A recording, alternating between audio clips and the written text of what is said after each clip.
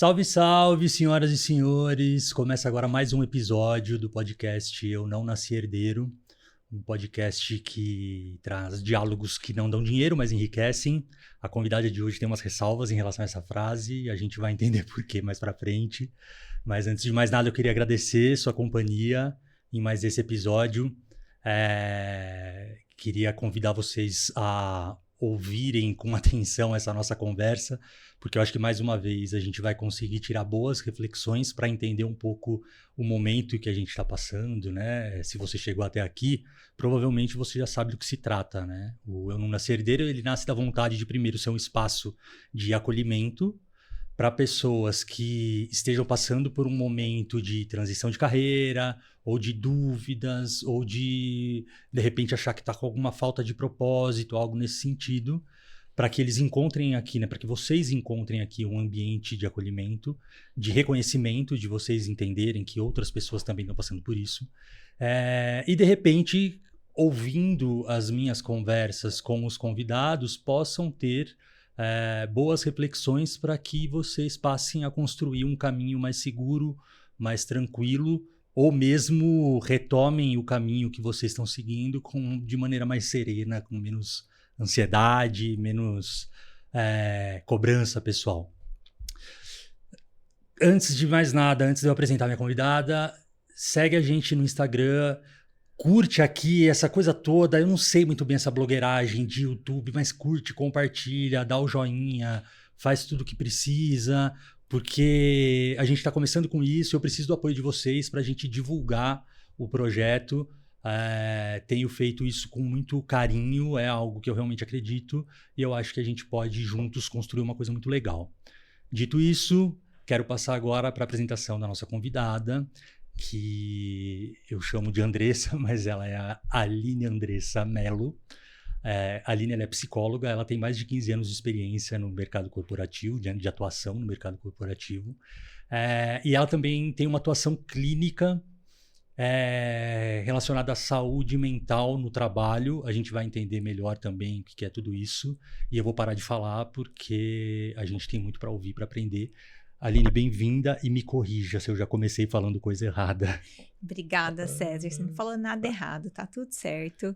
E é um prazer estar aqui com você nesse projeto que eu também acredito bastante. O César falou que tem uma frase que eu não gosto e vocês iam entender por quê, mas a gente acredita muito que as histórias que a gente conta vão traduzindo o nosso caminho, né? E bloqueios que a gente coloca na nossa fala também. Então, vamos desbloquear isso. Isso é um podcast de sucesso, que enriquece de diversas formas e que a gente vai junto seguir nesse caminho, né? Então, também convido vocês a seguirem, compartilharem e, enfim, darem voz, né? Reverberarem isso tudo que o César, com muito carinho, colocou como projeto. Já fala o seu arroba também do seu Instagram, porque, enfim, acho que é legal as pessoas A gente deixa aqui embaixo na descrição, né? Mas sim. é Aline Andressa PSI, de psicóloga, tá bom? Não, e eu falei tudo isso, mas tem um detalhe que vocês precisam saber, porque além de psicóloga, além dos 15 anos de atuação no mercado corporativo, além de atuar clinicamente com saúde mental relacionado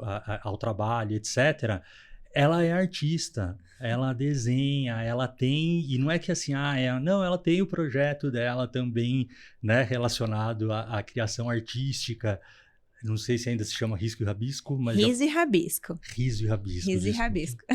Mas é muito bom esse nome, é muito legal. E então é mais um lado da Aline que eu acho muito interessante, assim, que é muito legal e que foge um pouco dessa coisa toda que a gente está conversando, mas que eu tenho certeza que contribui para quem você é, né, e tudo mais, enfim. Isso aí. Então, acho que assim, vamos começar por aí, né? Eu tenho a sensação, te acompanhando no tempo que a gente se conhece, que eu te acompanho, de que você tem claro na sua cabeça quem é você e o que você quer. Primeiro, é isso mesmo? Segundo, como que a gente faz para falar para o pessoal que está ouvindo a gente que isso é possível, né? Porque vamos estender um pouquinho, mas quando eu comecei a me debruçar sobre esse tema de insatisfação, de falta de propósito, etc., percebi que isso é também uma questão geracional, né?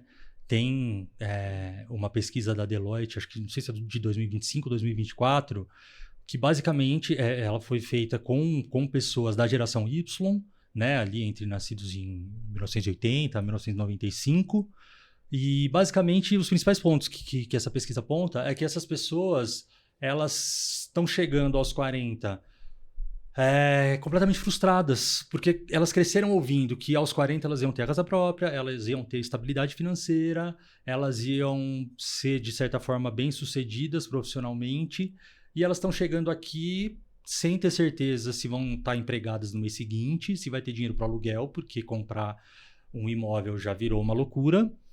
E então tá todo mundo muito ansioso, muito inseguro, né? O que a gente pode começar dizendo para essas pessoas, para elas baixarem a bola no sentido de que calma, vocês não estão sozinhos, vamos junto.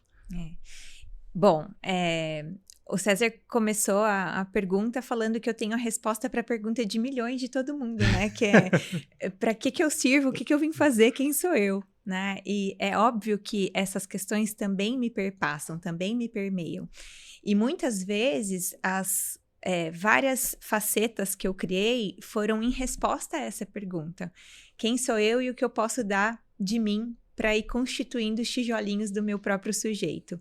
E eu acho que a grande resposta do quem sou eu não é exatamente o ofício que eu vou exercer, aquilo que eu vou fazer no dia a dia, mas de fato aquilo que me move. E isso está lá atrás, está sim lá nas minhas raízes, está sim na minha família, está sim naquilo que eu acredito, né? Que enfim, passa por ser uma pessoa que mobiliza, que é criativa, que tem uma força motriz, que pode estar a serviço de outras pessoas, né? E aí, nessa busca, eu encontro algumas formas de existir, de coexistir, seja na arte, seja na psicologia, seja dentro das organizações. Então, fui me edificando, mas também a partir de perguntas como essa, né? Buscando respostas para questões que às vezes batiam em mim e falavam, eu não sou isso. Muitos feedbacks na minha vida fizeram com que eu enxergasse e falasse, não, eu não sou isso. Mas para eu não ser isso, o que eu posso ser se eu não sou isso? Né? E foi através dessas indagações e também da ação que eu fui trilhando esses caminhos. E hoje eu me encontro em diversas faces. Eu não sou uma pessoa só. Eu sou uma mãe, eu sou uma artista, eu sou uma psicóloga, eu sou N coisas que me formam para além de uma profissional XPTO empregada em tal lugar, né? Então, eu acho que essas indagações também me trouxeram para esse lugar. Não é que eu nunca passei por elas, mas talvez foi através delas que eu cheguei até aqui. Mas isso faz tempo que isso é claro para você? Ou você teve um momento que, sei lá, por exemplo, no início da carreira, nossa, trabalho, eu quero ser...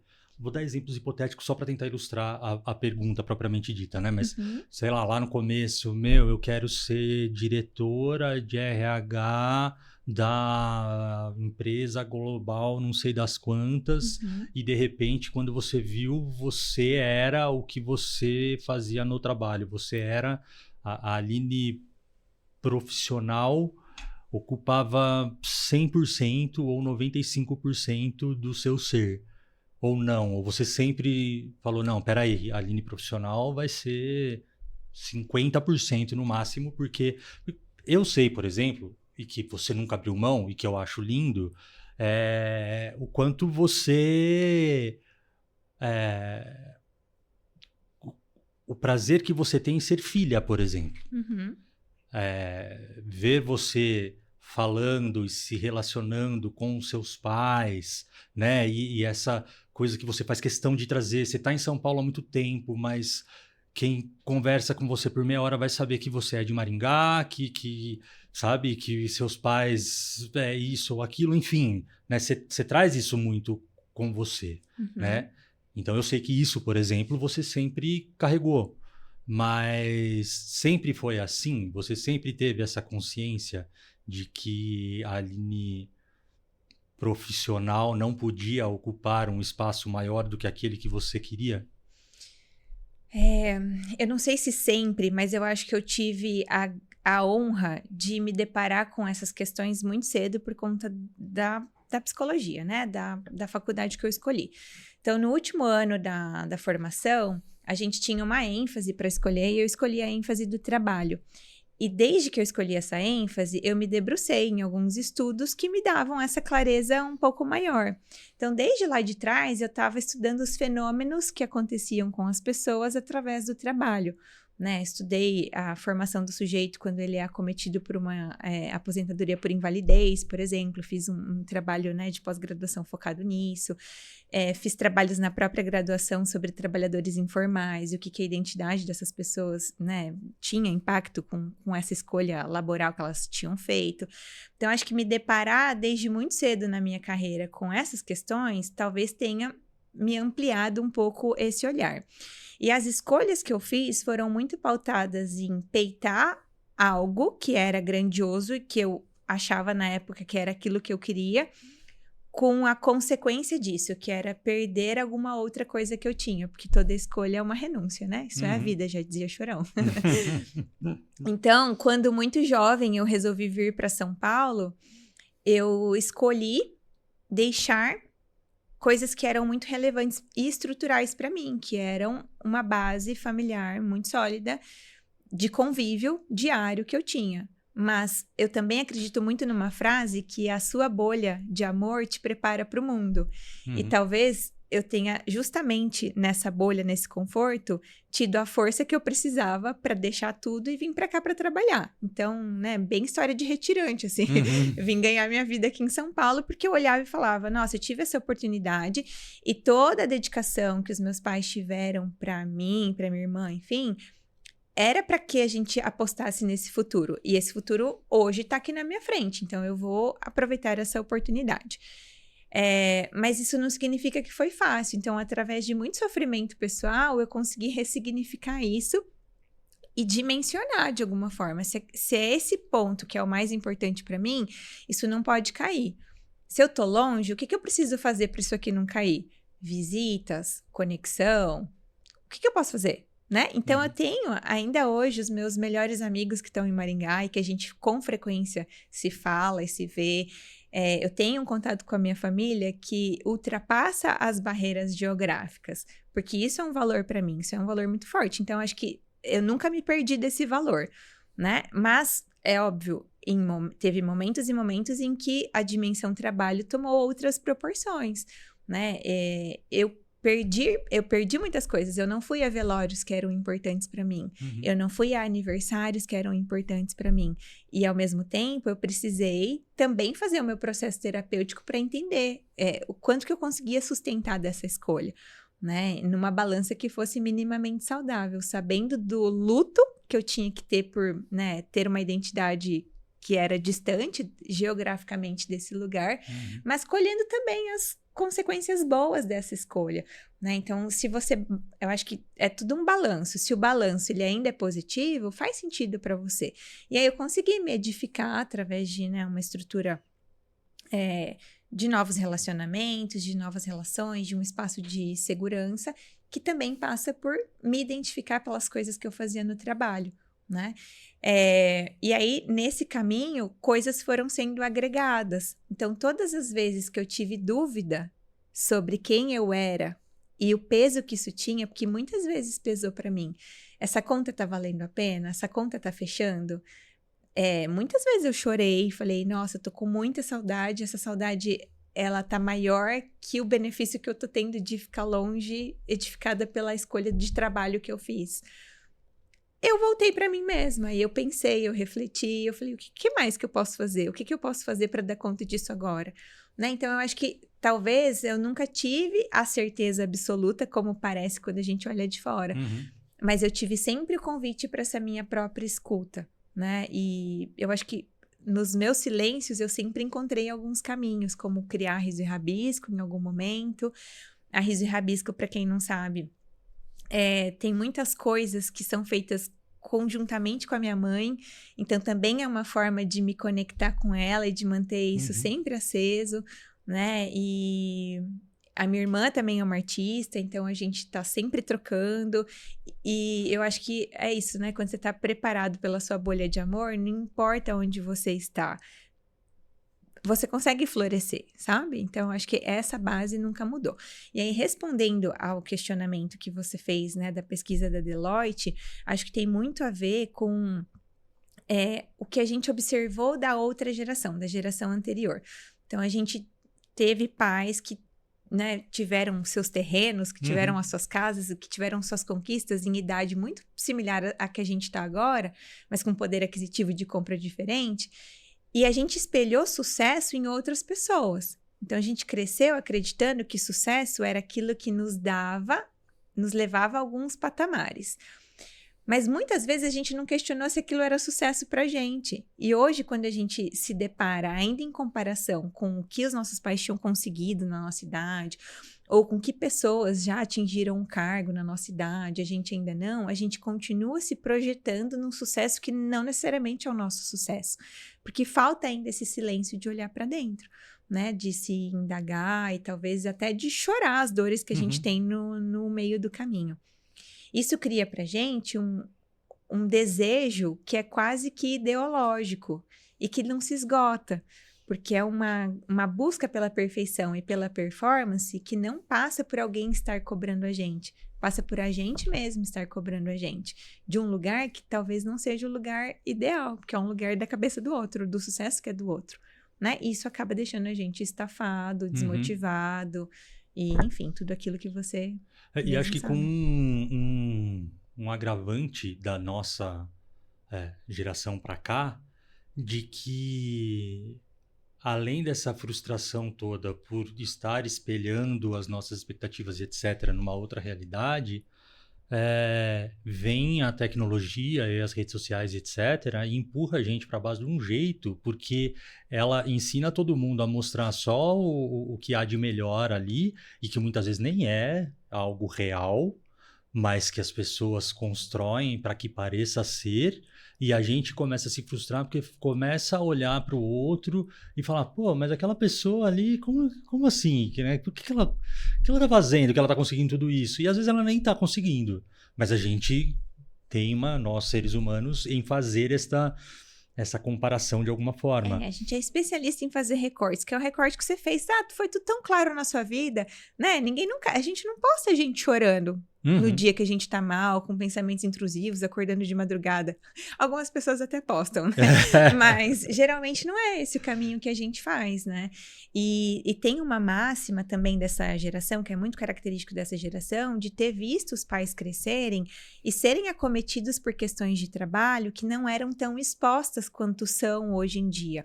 As redes sociais expõem pra gente, de uma maneira muito clara, o sucesso das pessoas, mas também os fracassos, né? A gente vê muitas pessoas adoecendo e contando hoje, né? Olha, eu fui demitido de tal lugar, aconteceu isso comigo, né? As questões de saúde mental, a doença mental, tendo espaço para ser exposta também.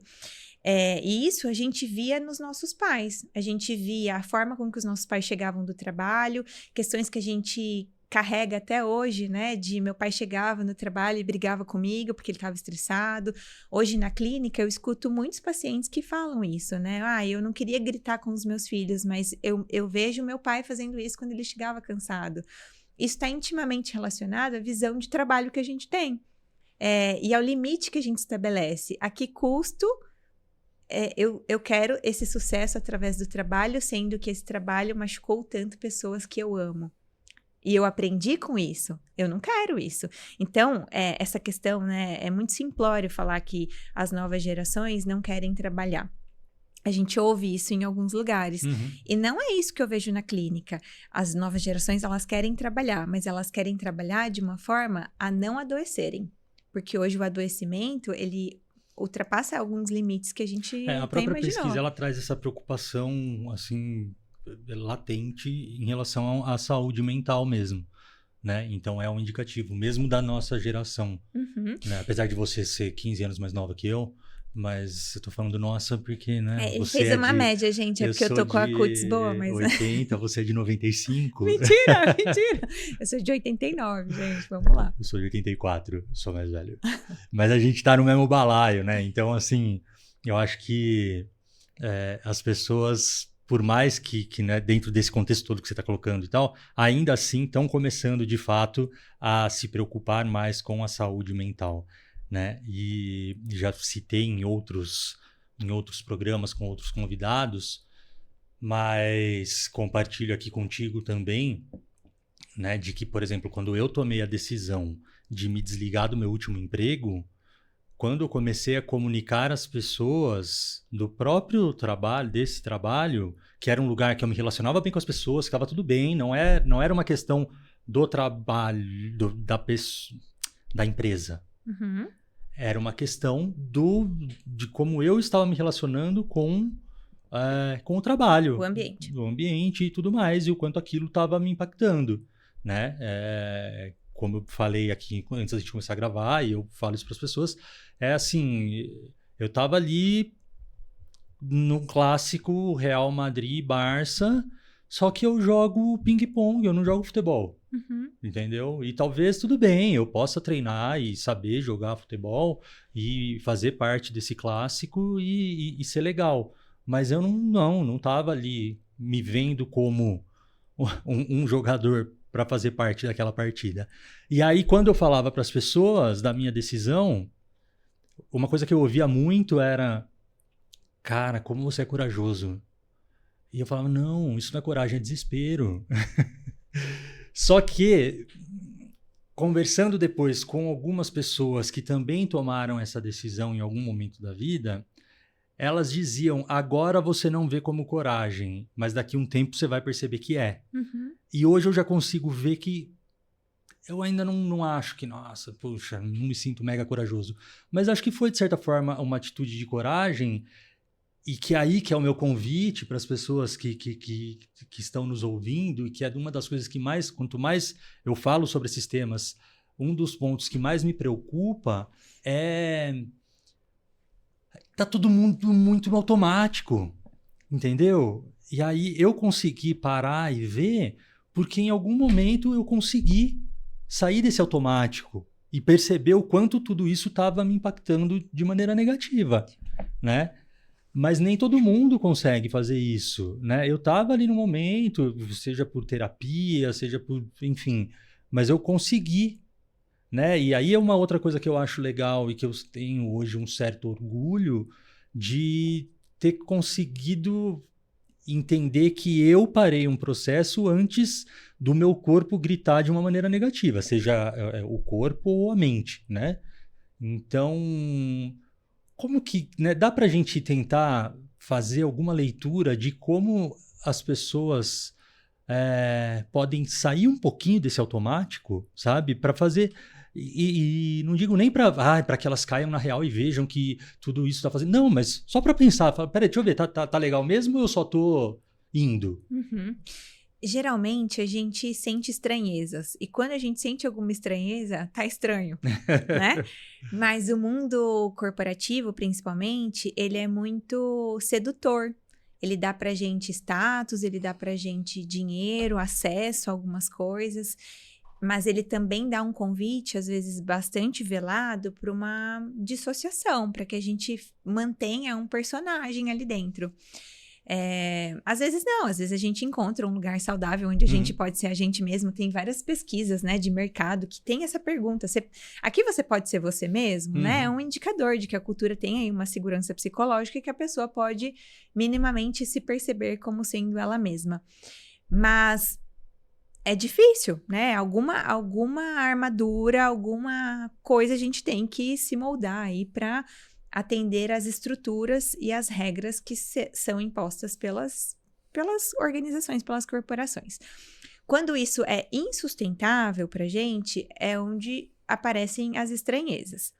Quando eu legitimo essa estranheza, quando eu tenho um espaço em que a minha estranheza pode ganhar um espaço, seja de diálogo pro meu gestor, pelos meus pares, olha, tô sentindo aqui, olha, essa reunião não foi indigesta para mim, porque, sei lá, né, aconteceu isso, aquilo, ou, eu posso negociar esse prazo, porque eu tô me sentindo estafado, tô me sentindo estressado, enfim. Quando a gente consegue legitimizar a estranheza, a gente encontra pertencimento. E aí, tá tudo bem, né? A gente pode se relacionar de uma forma saudável com o trabalho, ainda que existam questões que não necessariamente sejam somente prazerosas.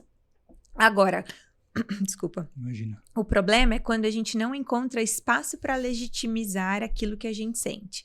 Aí a gente segura, mas a gente não consegue segurar o afeto. Então, o afeto vai vazar de alguma forma. Ou ele vai vazar nas relações interpessoais que você tem no próprio trabalho, ou ele vai vazar na sua performance, te congelando de alguma forma, te fazendo duvidar da sua própria capacidade, ou até mesmo na própria avaliação de performance, né? Você vai ter lá um carimbo falando, olha, sua performance tá caindo, você não tá conseguindo entregar. Ou pior ainda, você vai conseguir entregar, você vai conseguir fazer tudo, você vai conseguir performar, mas o seu afeto vai vazar em algum outro lugar. E aí é onde mora o perigo. Ou ele vai vazar nas suas relações mais próximas, que é onde você se sente seguro, ou ele vai vazar no seu corpo, com algum sintoma, seja dor de cabeça constante, seja dor no estômago, seja aquela ansiedade, aquele medo de ir para o trabalho que geralmente aparece no domingo 6 da tarde, que a gente começa com o peito estranho, enfim. Que antigamente, você não vai saber porque você é muito nova, mas quando a gente escutava a musiquinha do Fantástico, dava aquele desespero, fala, meu Deus, caramba, acabou o domingo. Aquele vazio. E eu acho que o importante é saber o que esse vazio me diz. Porque o vazio diz alguma coisa pra gente. Talvez não é uma necessidade de preenchimento, talvez é uma outra coisa que ele tá me dizendo, é uma angústia. Essa angústia tá relacionada ao quê? É uma performance? Isso vem de mim? É o ponto que eu determinei pra mim mesmo que é sucesso e eu não cheguei lá? Ou é alguma coisa do ambiente que tá me causando essa estranheza? Então, eu acho que o convite é para que a gente se escute. Mais do que qualquer coisa. O nosso corpo fala com a gente o tempo todo. Quando a gente se percebe, quando a gente se escaneia, a gente percebe se tem alguma coisa incomodando no estômago, se a mão tá mais gelada, se a cabeça tá doendo, se o peito tá apertando. E isso diz pra gente sobre sentimentos que servem para nos proteger de alguma coisa. Os sentimentos, eles aparecem, as emoções aparecem para nos proteger de alguma coisa. Se a gente tem clareza do que essa emoção, a serviço do que essa emoção chegou, a gente consegue mapear onde é que está a raiz disso. Agora, as emoções são pouco convidadas para aparecerem no ambiente corporativo, né? Não é à toa que muitos memes aparecem de pessoas chorando no banheiro, de pessoas chorando no Acho carro. que no ambiente corporativo, mas também no modelo de vida e de mundo que a gente está inserido, né? Exatamente. A gente foi convidado a silenciar. Por quê? Porque a gente perturba o outro. E se eu não sei nem lidar com as minhas emoções, tampouco sei lidar com as dos outros. E se eu tô numa sociedade que precisa performar, eu preciso fazer alguma coisa. Você não pode não fazer alguma coisa na sociedade de hoje. O ócio, ele é visto como preguiça, como algo que não é positivo. Ou ele precisa ser o tal do ócio produtivo. Nem para descansar você tem, né, paz de espírito. Então, se alguém tem algum sentimento incômodo, isso emite um alerta pra gente de que a gente também precisa fazer alguma coisa. Por isso que é melhor que você silencie e não me dê trabalho. Eu já tô por aqui, né? Então, a gente aprendeu a anestesiar as nossas emoções, mas elas vão vazar de alguma forma. E aí elas isso aparecem pode descambar para um sintomas. vício também, né? A pessoa pode extravasar de alguma forma, Sim. né? Não necessariamente, você está falando a questão do corpo, da saúde, mas a pessoa pode procurar fugas ali que podem ser perigosas, não? Sim, o vício, né? A gente tem aí uma forma de olhar o vício como algo em que a pessoa precisou chegar a algum entorpecente para se desligar da realidade que estava doendo. Então, o problema não é o vício, o problema é o que gerou esse vício, né? E aí tem gente que não tem vício, mas tem adoecimento, que só consegue dormir se tomar remédio, que só consegue ir trabalhar se tiver alguma outra coisa operando e que precisa ser silenciado. Então, toda vez que a gente opera no automático, que a gente não se escuta, que a gente sucumbe a uma máxima, a uma sociedade que, né, tem um autor que chama Byung-Chul Han, ele tem um livro que fala A Sociedade do Cansaço.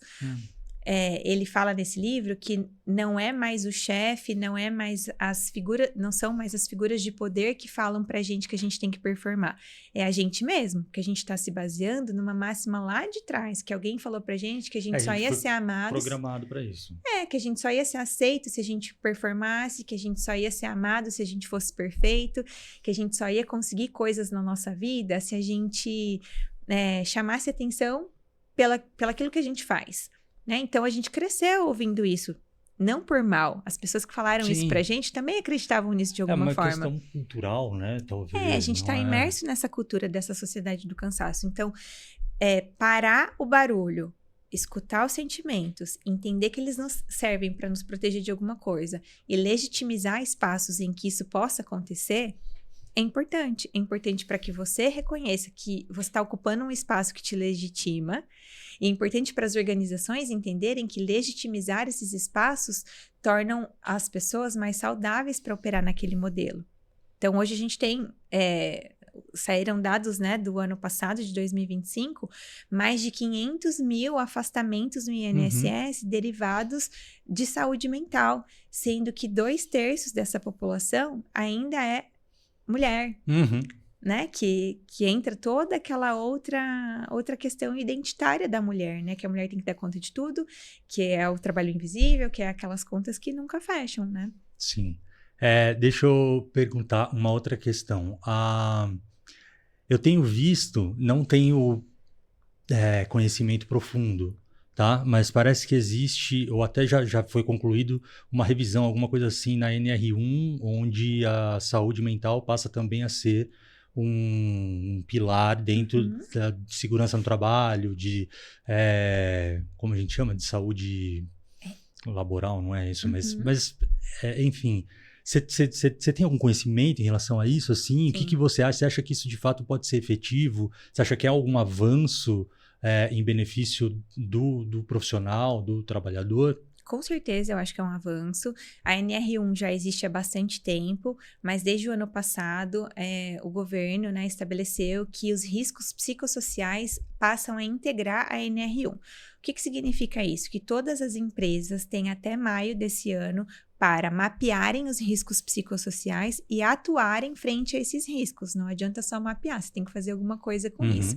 E quais são esses riscos psicossociais? É aquilo que é intangível, né? Porque antes tinha assim, a cadeira é boa para trabalhar, a altura da mesa é boa. Só a ergonomia e acabou. A ergonomia já era considerada. Mas o silenciamento de tarefas, a forma de liderança, as questões que estão intrínsecas no ambiente corporativo, no ambiente de trabalho, que podem afetar a saúde mental do colaborador, que eram talvez impalpáveis, precisam agora ser palpáveis. E uma vez que a gente, né, tem uma autuação em cima disso, o Ministério Público, o Ministério do Trabalho vai autuar as empresas que não tiverem esses riscos mapeados e mitigados, a gente tem uma proteção a mais para o colaborador, porque a gente está tratando o sistema, a gente não está tratando só o indivíduo. A gente ainda tem um estigma nas pessoas que são afastadas por doença mental no trabalho. A pessoa que ela é afastada por doença mental no trabalho, ela vira um problema. Ela vira um problema para a empresa, porque, né, tem lá o afastamento pelo INSS, depois você tem que voltar essa pessoa, e agora? Ainda existe um estigma que essa pessoa saiu por alguma coisa desse ambiente. Ainda existe uma visão de que a pessoa que tem alguma doença mental, ela é fraca. E isso está enraizado na nossa cultura. Mas se a gente olhar o sintoma como um limite da pessoa para não aceitar ser silenciado, para não aceitar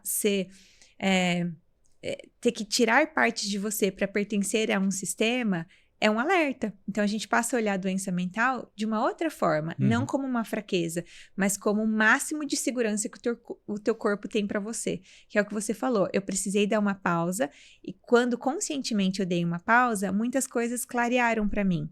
Tem gente que não consegue dar essa pausa, porque não tem uma estrutura financeira, porque não tem uma estrutura de rede de apoio, que não pode tirar férias, porque não pode parar de alguma forma. O seu sistema vai parar por você. Então, é melhor... Tem algumas empresas que têm até a própria empresa. Claro que eu acho que para a pessoa ter acesso a isso tem que ser tudo muito bem investigado, algo nesse sentido. Mas tenho conhecimento de empresas que elas dão até, sei lá, uma licença remunerada, não remunerada, de 3 meses para a pessoa, de repente, sair e ter essa pausa ou algo nesse sentido. Tem Depois... empresas maiores, né, que têm estruturas que conseguem ter uma continuidade do trabalho sem nenhum ônus, né, que conseguem liberar as pessoas para algumas licenças não remuneradas. E as pessoas fazem uso disso para os famosos sabáticos, né, que agora estão super bem aceitos no LinkedIn, né, como uma metodologia de autorregulação, de autopercepção. Então, acho que a psicodinâmica do trabalho está mudando.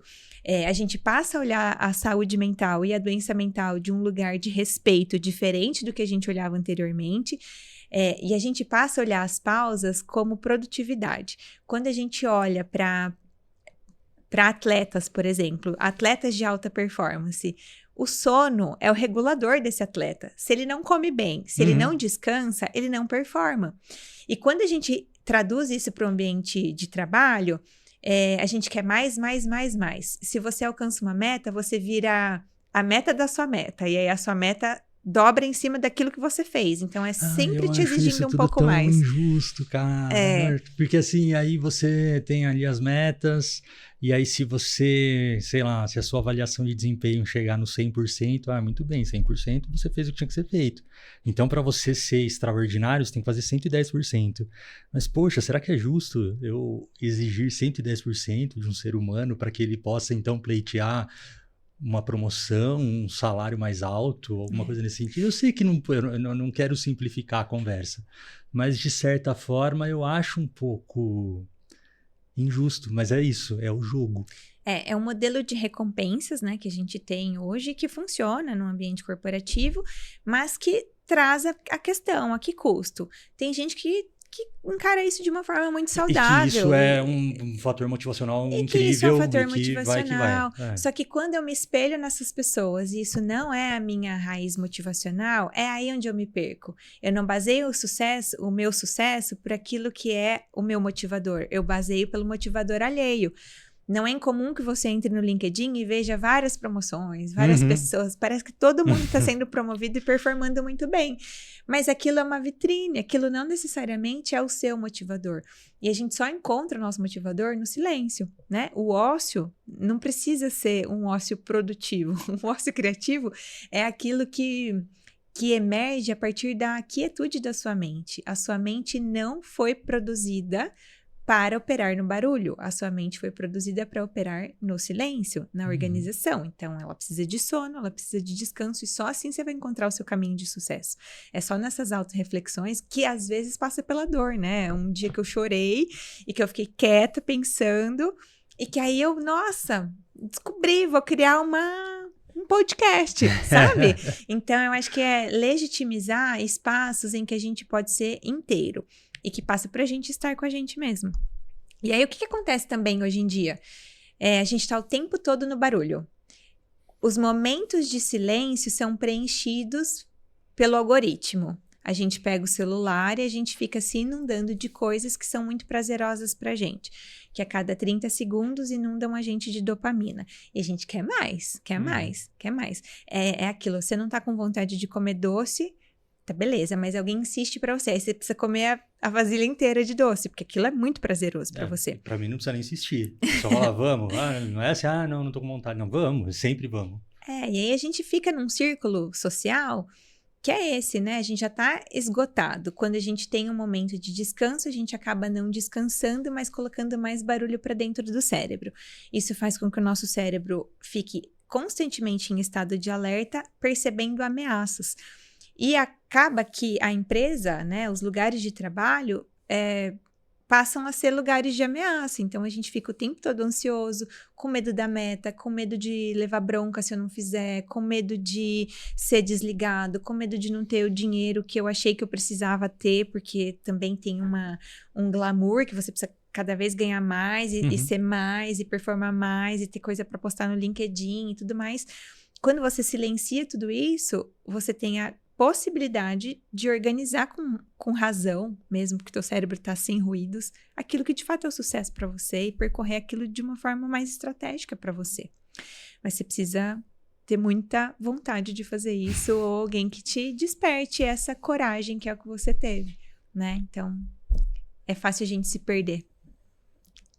Tá, uma coisa que não queria deixar passar, um tema que eu quero falar com você e vamos entrar nele agora, no meio desse universo todo que a gente está conversando e falando também sobre saúde mental e falando sobre essa necessidade de performar, desse modelo de trabalho, desse ritmo de trabalho e etc., aonde o neurodivergente se encaixa no meio dessa coisa toda? Pensando, claro que existem diversos tipos, né? Eu não quero colocar todas as neurodivergências dentro de um mesmo padrão e etc. Mas pensando em que, sei lá, pode ser uma pessoa que tem uma hiperatividade cerebral, que tem esses pensamentos que não são lineares, mas são, né, em ramificações, com dificuldade de se organizar, com dificuldade de se planejar e etc. E tudo isso é fundamental para o bom desenvolvimento, para que você consiga ter essa performance que o mercado de trabalho exige, né? Como a gente encaixa essas pessoas nesse jogo? Eu acho que recentemente a gente começou a olhar mais para os neurodivergentes dentro das organizações e as próprias pessoas começaram a ter mais acesso à clareza de que podem ter algum espectro ali, alguma questão neurodivergente. Neurodivergência não é só autismo, né? Neurodivergência tem um amplo espectro, né, de possibilidades, inclusive as altas habilidades, que a gente começa a questionar se os talentos das organizações sempre foram talentos ou são só pessoas com altas habilidades fazendo aquilo que realmente, né, é o caminho da sua alta habilidade. E aí gera uma outra comparação, né? Se você se compara com alguém que tem uma alta habilidade, você não parte do mesmo lugar. Então, eu acho que essas questões que emergiram através da porta de diversidade, equidade e inclusão dentro das empresas foram essenciais para que a gente ampliasse esse espectro também para as neurodivergências. É bem recente isso. E eu vejo empresas mais maduras abrindo portas para treinamentos, para formação de liderança, para que possa identificar, para que possa conhecer, né, as suas pessoas, as pessoas que trabalham com você, e quais são os eliciadores de algum comportamento, ou como que a gente pode preparar esse ambiente para ter menos ruído, ou para que você tenha uma melhor concentração, ou para que você tenha uma melhor atividade que seja adequada para aquilo que é o seu potencial, porque as pessoas todas têm um potencial, elas só precisam encontrar um ambiente em que a pressão seja menor do que a forma de performar ali dentro daquilo que é possível de performar. Então, eu acho que as conversas recentes que a gente teve aí de 5 anos para cá, sobre diversidade, equidade e inclusão, abriram uma porta importante para esse olhar. Mas acho que ainda é muito incipiente. Tem poucas empresas que têm maturidade para falar sobre neurodivergência, mas é um caminho que eu vejo que está progredindo e que, se a gente não matar, né, não matar diversidade, equidade e inclusão nas empresas, como já vem acontecendo com algumas reportagens que a gente vê no mercado, a gente vai ter um olhar para a equidade, porque a gente precisa partir de um lugar que é diferente. As pessoas partem de lugares diferentes para chegar no mesmo lugar, né? Então, acho que é uma consciência também, uma maturidade das empresas. Ótimo. Eu não queria terminar a nossa conversa sem antes saber um pouco mais, porque hoje você tem essa atuação clínica e é uma abordagem bastante específica, né?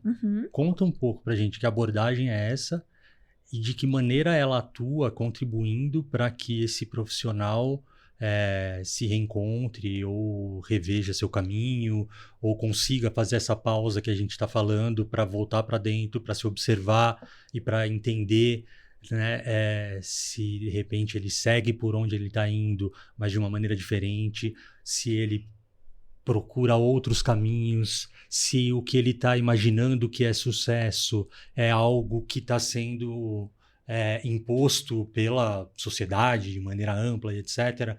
Quando, na verdade, o sucesso para essa pessoa pode ser, não sei, qualquer outra coisa. Eu dei um exemplo outro dia aqui de uma pessoa que eu conheço que ele é músico e para mim, assim, ele é um baita exemplo de pessoa bem-sucedida, porque desde cedo ele tinha claro que ele queria juntar uma grana, comprar um sítiozinho, construir a casa dele na Serra da Mantiqueira, plantar ali alguma horta, algumas coisas e viver do que ele planta e tocando nos barzinhos da Serra da Mantiqueira como músico. E ele foi e fez isso. Ele foi muito cedo para os Estados Unidos, morou 5 anos lá, juntou dinheiro pra caramba, veio, comprou o terreno dele.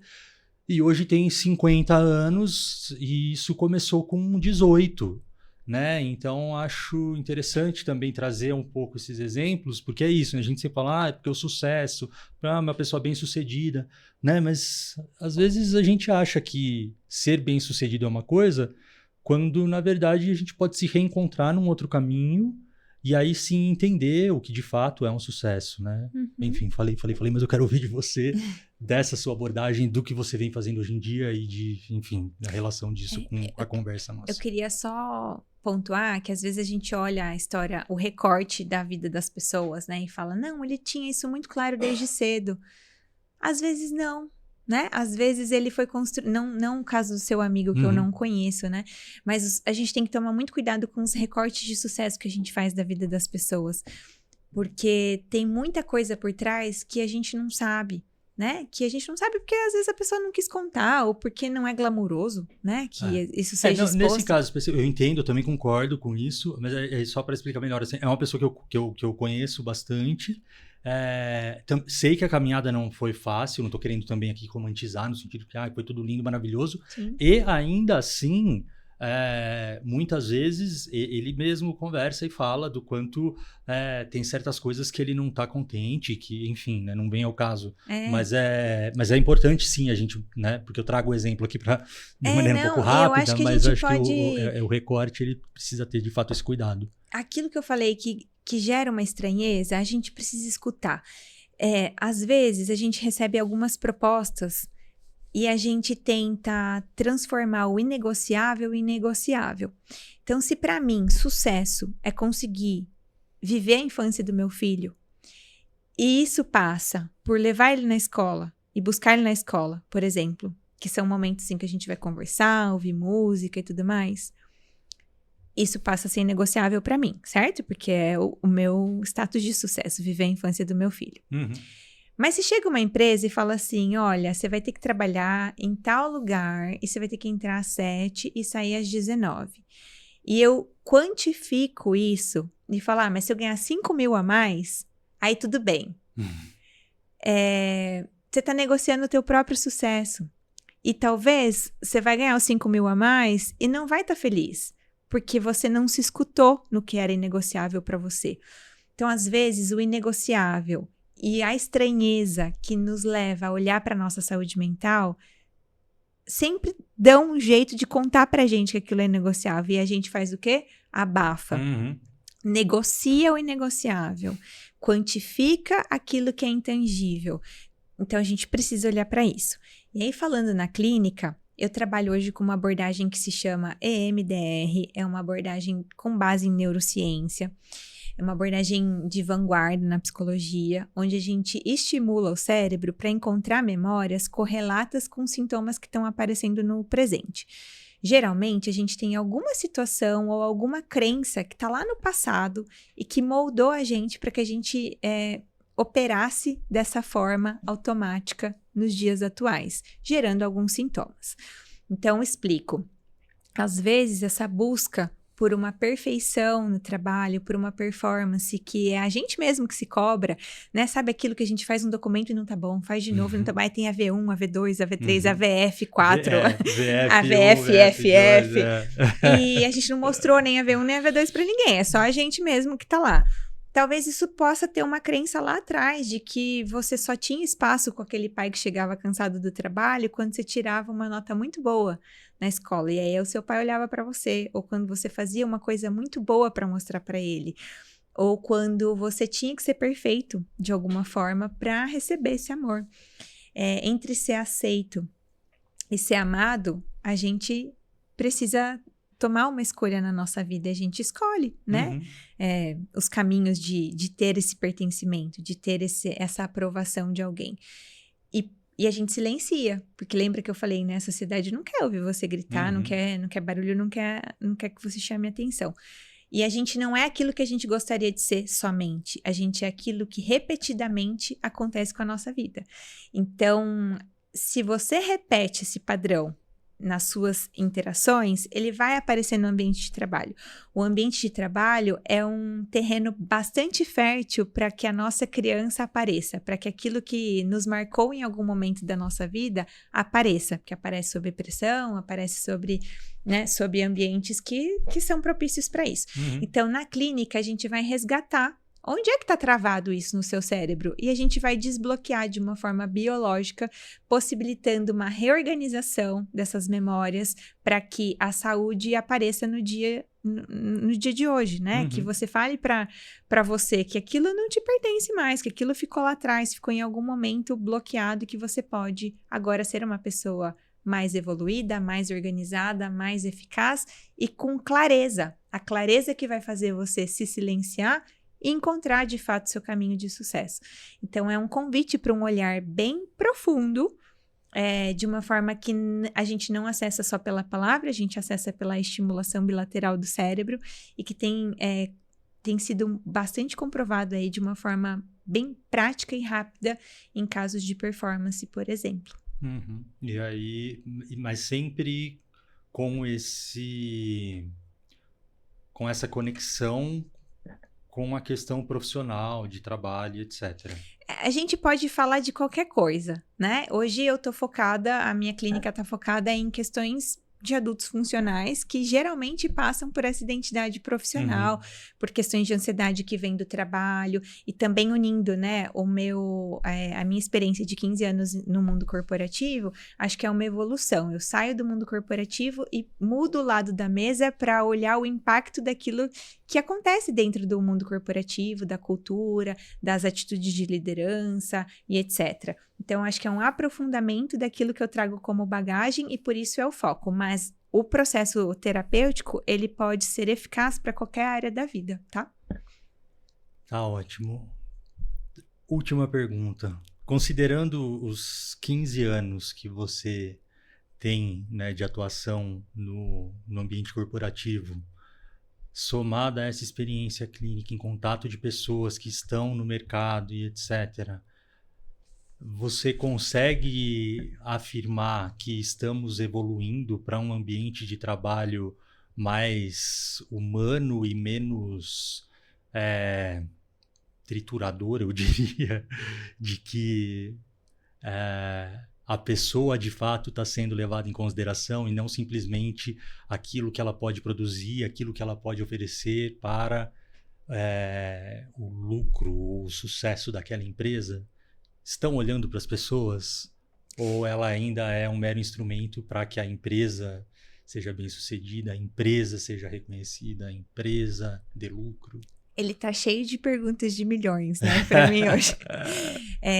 O que eu acho que posso dizer, dada essa experiência e também a escuta clínica, é que os dados não mentem. Então, quando você vê os dados do INSS falando que mais de 500 mil de pessoas estão sendo acometidas por questões relacionadas à saúde mental, né? E que grande parte delas vem de uma questão estrutural do trabalho, com a ansiedade sendo aí, né, liderando essa lista de questões e também o burnout sendo bastante evidenciado através dos laudos, né, clínicos, a gente tem um ponto que chama atenção. Quando a gente vê o Ministério do Trabalho colocando uma normativa, pedindo para as empresas olharem para isso, a gente tem uma outra questão. Então, sim ou sim, isso precisa ser olhado. Seja porque as pessoas estão genuinamente preocupadas com isso, seja porque o INSS está mostrando que afastamentos geram um gap aí nas empresas, e quando a gente fala de dinheiro, a gente desperta melhor, né, os donos de empresa, seja pela própria multa que o Ministério do Trabalho vai dar, a gente acaba abrindo portas importantes dentro das organizações. Tem organizações que são mais maduras nisso, que já trabalham nisso, apesar da NR1. que não precisou ninguém falar que precisava Sim. olhar para isso, para as empresas se estruturarem com relação a isso. Principalmente no pós-pandemia, que foi um choque, né, de questões psicológicas para todo mundo, que a gente precisou se adaptar, reolhar os modelos de trabalho e tudo mais. Mas pessoas são pessoas, né? Então, as empresas, elas são formadas por pessoas. E a gente tem microclimas e microculturas dentro das próprias empresas. Então, se um dono da empresa acredita em uma coisa, mas a gente tem líderes que acreditam em outras, pode ser que a cultura da empresa seja uma cultura mais humana, mas pode não acontecer em determinadas áreas das empresas. Uma coisa não necessariamente exclui a outra, né? E eu acho que as empresas também têm uma maturidade e estão se estruturando para canais onde as pessoas possam, né, se sentir mais tranquilas em falar aquilo que não tá legal. Igual eu falei, quando a gente legitima o sentimento, quando a gente tem espaço para falar aquilo que a gente sente, a gente não precisa derramar esse sentimento, a gente não precisa esgotar o ser humano, a gente pode esgotar o tema. Então, eu acho sim que a gente tem, frente a 10 anos para trás, 15 anos para trás, muito mais espaço para vulnerabilidade e, ao mesmo tempo, para coragem aparecer dentro das organizações. Convidando as pessoas para sua máxima autenticidade. E nessa máxima autenticidade, a pessoa pode ver se ela é aceita ou se ela não é aceita. E aí sim, se indagar. Esse é o lugar para mim? Ou eu preciso mudar de lugar, ou eu preciso mudar de ofício, ou eu tenho espaço para negociar alguma coisa. Então, talvez eu não possa te dar uma certeza de que a gente caminhe para esse lado, mas eu acho que os índices e os alarmes, né, que são colocados em volta desses índices, fazem sim ou sim com que a gente olhe para isso. E aí tem oportunidades para que o melhor das pessoas apareçam, né? Para que o melhor do líder apareça, para que a cultura seja moldada por uma cultura de segurança psicológica, que ela é estrutural, né? Que, enfim, que pode evoluir aí para os próximos anos também. Perfeito. Aline, obrigado. Obrigado a você.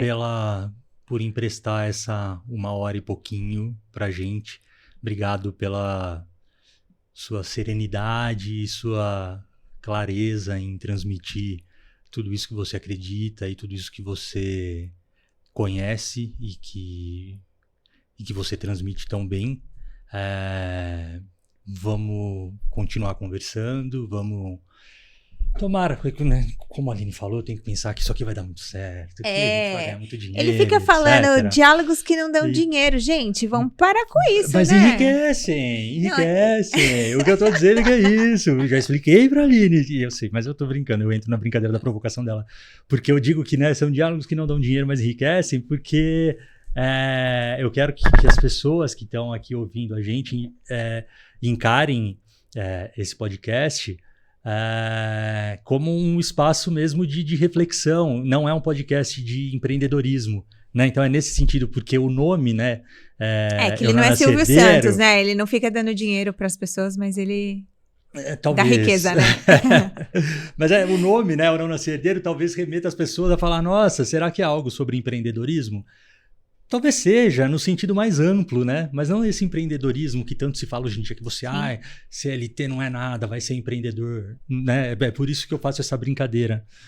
Mas lá dentro eu sei que vamos ganhar dinheiro, vamos ser bem-sucedidos. Ele vai prosperar, né, gente? Vamos ser felizes. Cliquem no sininho para esse homem prosperar. Boa. E eu queria te dar um mimo que eu fiz para você, a Rizzi Rabisco fez para você. Eu falei que ela é artista, gente. Tem uma câmera aqui em cima, não tem? Será que a gente consegue, Gerson? Mostra pra nós aqui. Ela tá desligada. Mas tudo bem, não tem problema. Então eu mostro aqui, ó. Aí, cadê a minha câmera aqui? Olha só. Que demais. E aí eu fiz questão aqui atrás, ó. Eu tava lendo agora. Eu só escrevi diálogos que enriquecem pra ajudar ele, né, gente? Tá, quem sabe a gente evolui com essa frase de apoio, tira o que não dão dinheiro e vai pro diálogos que enriquecem. Deixa eu contar uma última coisa. Eu sei que vocês já devem estar aí ouvindo há bastante tempo. Imagina. Mas o nosso cérebro não distingue aquilo que é real daquilo que a gente inventa. E quando a gente cria cenários à noite, por exemplo, ansiógenos com relação ao que vai acontecer e ainda não aconteceu, o seu cérebro entra em alerta porque ele acha que o leão tá ali, na sua frente. E o contrário também é verdadeiro. Quando a gente cria cenários positivos e a gente navega nessas certezas que a gente criou para o nosso cérebro, a gente se fortalece muito mais. Então, é só uma brincadeira que eu tô fazendo aqui com o César, mas que eu queria convidar vocês a pensarem da mesma forma com que a gente é ótimo em criar cenários catastróficos, que a gente não perca isso. A gente cria os cenários catastróficos, mas que a gente se projete e vá até o final. E aí, se acontecer a pior coisa, o que vai acontecer? Você preparou teu cérebro para o pior cenário, mas cria também o cenário positivo e se fortaleçam a partir dele. Porque quando você conta para o seu cérebro que tudo vai dar certo, ele navega com muito mais segurança. E aí a ansiedade vai ficando pequena frente à coragem. A coragem que você teve, que os nossos ouvintes também terão. Tá ótimo. Qual que é o arroba do seu Instagram? Aline Andressa PSI. Sigam e tenham por ali, então, tomem o perfil da Aline como um sopro no barco de vocês para que vocês encontrem e naveguem com mais segurança, porque ela tem ótimas reflexões ali e ela traz tanto coisas mais profundas, questões mais profundas, quanto questões relacionadas às coisas que estão acontecendo no dia a dia. É bem legal o que ela está fazendo naquele espaço também, então acompanhem, vocês não vão se arrepender. Curte, compartilha, encaminha, faz o que for. Se você quiser também patrocinar o programa, estamos aqui, vamos bater um papo, os contatos estão aí na descrição. Obrigado pela companhia mais uma vez e sigam acompanhando a gente. Até a próxima. Valeu. Tchau, pessoal.